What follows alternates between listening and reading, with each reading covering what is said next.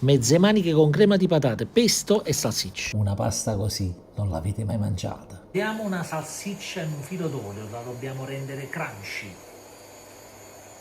La dobbiamo un po' caramellizzare. La facciamo sfumare con un po' di vino bianco.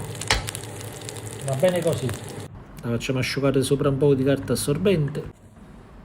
Facciamo un bel trito di scalogno. E un filo d'olio. Rametto di rosmarino, patata. Questa la possiamo tagliare anche a cubetti non regolari, non è un problema. A questo punto le facciamo rosolare in padella, bicchiere d'acqua, pizzico di sale e una macinata di pepe. Caliamo tubettoni o mezze maniche. Le patate non si frullano, ma non oggi. Sì, è vero che le patate non si frullano, ma bisogna scioglierle bene, vi faccio vedere. Un po' di pecorino, di acqua di cottura.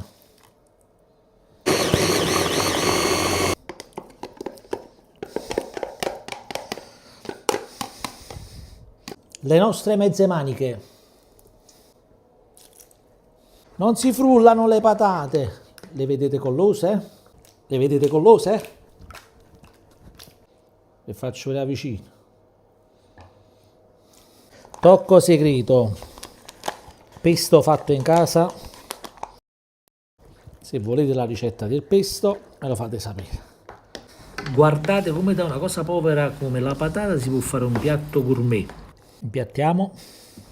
Eh sì, perché se ne dica, oggi parecchi chef stellati utilizzano la crema di patate nei loro piatti gourmet, e mi riferisco a patate frullate, non schiacciate o passate con il passatutto. Guardate che cremina. Queste le avete dimenticate, le salsicce croccanti.